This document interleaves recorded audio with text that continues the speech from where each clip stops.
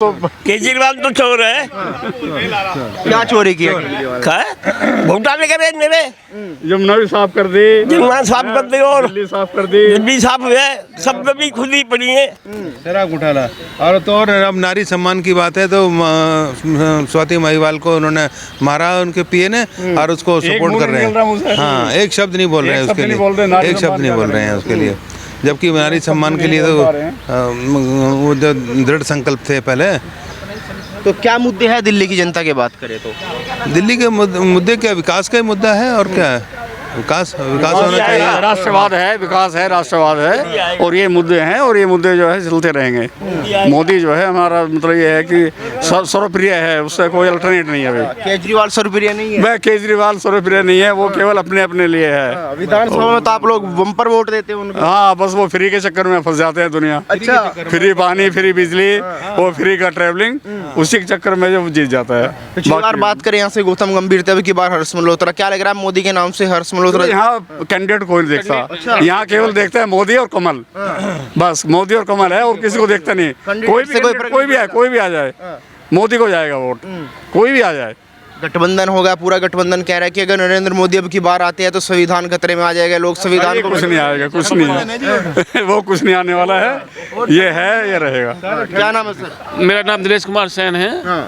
और मैं ये कहना चाहता हूँ, ये विकास का चुनाव नहीं है, ये तो केवल राष्ट्र का चुनाव है। ये राष्ट्र के लिए है, जो मोदी जी ने बाहर विदेशों में जो अपनी पहचान बनाई है, जो कि कभी इनको वीज़ा नहीं देता था अमेरिका, उन्होंने वीज़ा दिया। और जो विकास का मुद्दा है, विदेशों में जो हमारी वो बनाई है इन्होंने, मोदी जी ने छाप छोड़ी है। जो आदमी पहले पीछे चलता था, प्रधानमंत्री मनमोहन जी थे जो हमेशा पीछे चलते थे, और ये आगे शेर बन के चलता है और इसके पीछे सारे विदेश चल रहा है। पूरे जितना भी है विदेश में लोग सब मोदी के पीछे चल रहे हैं। और मोदी आप कह रहे शेर है, शेर तो केजरीवाल को बताया जा रहा है कि शेर जेल से बाहर आ गया, अब जवाब देगा। वो तो केवल बेल पे आया, 2 तारीख को फिर जेल चला जाएगा, उसमें कौन सी परेशानी हो रही है।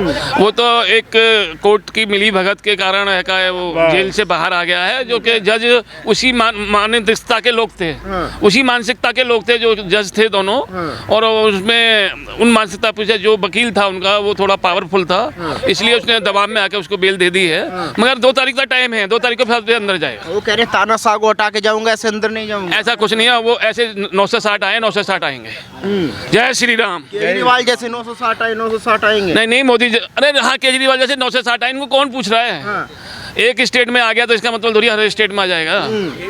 इस पर झूठ बोलता इतना है। पहले कहते मैं बंगला नहीं लूंगा, गाड़ी नहीं लूंगा, घोड़ा नहीं लूंगा, और आप सब कुछ ले लिया। थूक के चाटने वाला बंदा है। जुमरे भाई तो मोदी को बोलते, मोदी ने वादे किए थे पूरे नहीं करे। एक चीज बता दिया, मोदी ने क्या वादा पूरा नहीं किया, उसे पूछा जाए, वो डिबेट में उसे सामने बैठाया जाए, जब बात किया जाएगा। वो कहते हैं कि हम शिक्षा की बात करते हैं, अगर हम आए तो शिक्षा अच्छी मिलेगी, स्कूल अच्छे मिलेंगे पूरे देश में। जब केंद्र पैसा नहीं देता, शिक्षा कहाँ से पैदा कर देगा। एमसीडी वालों का ये पैसा नहीं दे रहे, सैलरी नहीं दे रहे हैं, सेशन निकल गया, अभी तक किताबें नहीं बटी हैं, अभी सेक्शन चल गया, अभी किताब तक नहीं बटी है स्कूलों में। तो पैसा नहीं दे रहा केंद्र पैसा देगा जब तो होगा। ये केजरीवाल झूठ बोलता है कि मुझे पैसा नहीं मिलता, पैसा आ चुका है केजरीवाल का मामला भी काफी गरमाया, वो स्वाति मालीवाल का मामला काफी गरमाया हुआ है दिल्ली में, उसको लेके क्या कहेंगे? दिल्ली की जनता क्या सोचती है? दिल्ली जनता ये फ्रॉड है, इसने जानबूझ के पिटवाया है उसको, और कुछ भी नहीं बोल रहा है। 1 हफ्ता हो गया इस बात को, कभी कुछ तो बोले मीडिया में आके, ये कुछ भी नहीं बोल रहा। सबूतों से भी छेड़छाड़ कर रहे हैं, ये सबूतों से छेड़छाड़ डिलीट कर दिए, सीसीटीवी की सारी फुटेज डिलीट कर दी है इन्होंने। एक तरफ महिला सम्मान की बात केजरीवाल करते हैं, लेकिन दूसरी तरफ अपनी पार्टी में चुप्पी साधे हुए हैं। ये तो उनसे ये क्वेश्चन तो उसने पूछा जाए, क्योंकि ये जुबल जोर है, ये कुछ झूठ बोलता है कि मैं महिलाओं का सम्मान कर। क्या महिला सम्मान कर रहा है? अपने ऑफिस में बुला के और उस आदमी को घर के अंदर, और उसके लात मरवा रहा है उससे, जो पी है। एक जेंट्स आदमी लेडीज पे हाथ छोड़ा, ये कितनी बड़ी अन्याय है। क्या लग रहा है, मारपीट हुई है? क्योंकि केजरीवाल तो कह रहे हैं ऐसा कुछ नहीं हुआ। झूठ, वो तो मेडिकल रिपोर्ट, उसकी मेडिकल रिपोर्ट आई हुई है, उनके जो लात मारी है उसने सामने, तो वो उसकी रिपोर्ट आई हुई है। और संजय सिंह का खुद का बयान है, जो उनकी पार्टी के नेता हैं। और एक और चीज़ बता दूं, एक इन्होंने स्कीम चला रखी है केजरीवाल जी ने जीतने के बाद, कि हम 1000 रुपये महीने देंगे। ये कोई ऐसी कोई स्कीम नहीं है, क्योंकि पूर्व विधायक जी नितिन त्यागी ने बोला है कि मैं ये ऐसी कोई स्कीम सरकार की नहीं है और ना भविष्य में आने वाली है। और उन्होंने खुद अपना एक वीडियो वायरल किया है कि मैं इस पार्टी के साथ झूठ के साथ खड़ा नहीं हुआ हूँ, क्योंकि मैं एक कार्यकर्ता हूँ, कार्यकर्ता की तरह काम करता हूँ। नितिन त्यागी जो पूर्व विधायक थे यहाँ से लक्ष्मीनगर विधानसभा से, उन्होंने खुद अपना वीडियो वायरल किया कि मैं इनके झूठों के साथ नहीं रहना चाहता, इसलिए वो शायद आगे से भविष्य में पार्टी छोड़ के बीजेपी में शामिल होंगे। आपने देखा कल केजरीवाल सड़कों पे आ गए, कह रहे थे मैं बीजेपी मुख्यालय जाना चाहता हूँ, मैं बताऊंगा कि मुझको बसाया जा रहा है, लेकिन दिल्ली पुलिस ने उनको रोक लिया।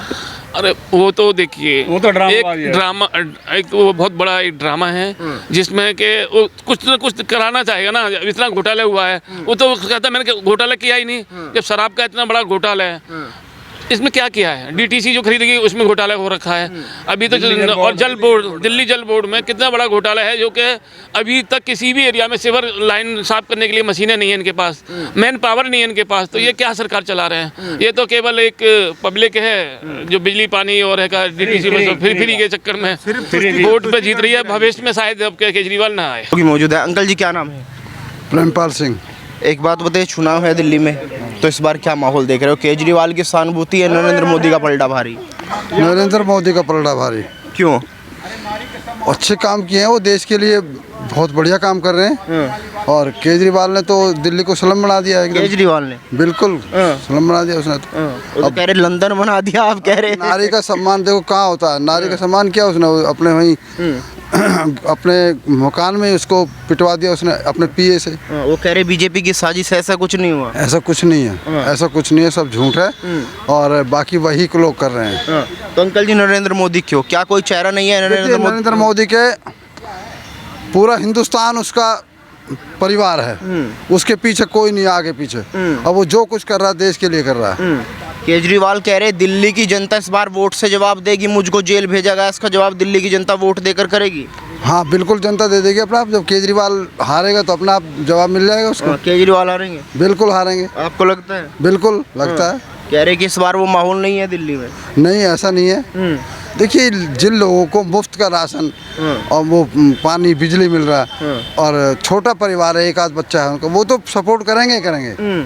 लेकिन बाकी जो लोग समझदार हैं, पढ़े लिखे हैं, वो समझ गए हैं इसको, वो वोट नहीं देंगे। विधानसभा में तो पढ़े लिखे बम्पर वोट देते हैं केजरीवाल को, आप कह रहे वोट नहीं, ऐसा नहीं। वो सब वो जो मुख्यमंत्री बना दिया 3 बार वो बना दिया, ठीक है, लेकिन ये ठीक आदमी नहीं है। इस चुनाव में क्या मुद्दा है? किस मुद्दे पर आप लोग वोट करेंगे? देखिए जी, इस चुनाव में मुद्दा जो है, एक तो विकास है, सबसे बड़ी बात तो विकास है। और मोदी की जो नीति है वो बिल्कुल स्पष्ट है देश के लिए। उसने मेडिकल कॉलेज भी खोले हैं बच्चों के लिए, और सड़क मतलब सारे काम करा रहा है वो बच्चों का। 80 करोड़ लोगों को जो राशन दे रहा फ्री का, जिनको गरीब लोगों को राशन नहीं मिलता, उनका परिवार पल रहा है। ये बहुत बड़ी बात है। तो चलिए, कुछ लोग उधर भी बैठे हैं, इनसे भी बातचीत करने की कोशिश करेंगे कि इस बार असल में दिल्ली की जनता के मुद्दे क्या है। सर, शुभ नाम क्या हो गया? मेरा नाम हेमेंद्र सिंह। हेमेंद्र सिंह जी, दिल्ली की जनता की बात करें तो इस बार दिल्ली की जनता के क्या मुद्दे हैं? दिल्ली की जनता के मुद्दे तो पता नहीं, लेकिन मुझे अपने मुद्दे ज़रूर पता है। क्या मुद्दे हैं आपके? भाई मतलब मुद्दे क्या है, सब ऐसे ही चल रहा है गोलमाल। तो किस मुद्दे पे वोट करेंगे आप इस बार? मैं तो सिर्फ मोदी को वोट करूंगा, और सिर्फ उसका मुद्दा होगा, उसने भारत तो बनाया, बस यही मुद्दा है। केजरीवाल? कौन केजरीवाल? मैं तो जानता भी नहीं। दिल्ली में रहते कह रहे मैं केजरीवाल को जानता नहीं। मैं नहीं जानता ना, मेरा कोई उससे मतलब है। क्या ऐसा कर दिया मतलब केजरीवाल क्या कर रहा है? मतलब दिल्ली को चमका दिया उन्होंने। दिख तो रही है दिल्ली चमकी हुई। अभी चले जाओ, अंडरपास के नीचे पानी भरा हुआ, वो चमकी हुई है, तैर के जाओगे उसमें। तो यही मुद्दे हैं, और क्या। केजरीवाल को मैंने तो कभी वोट दिया नहीं, बाकी वो तो पता नहीं।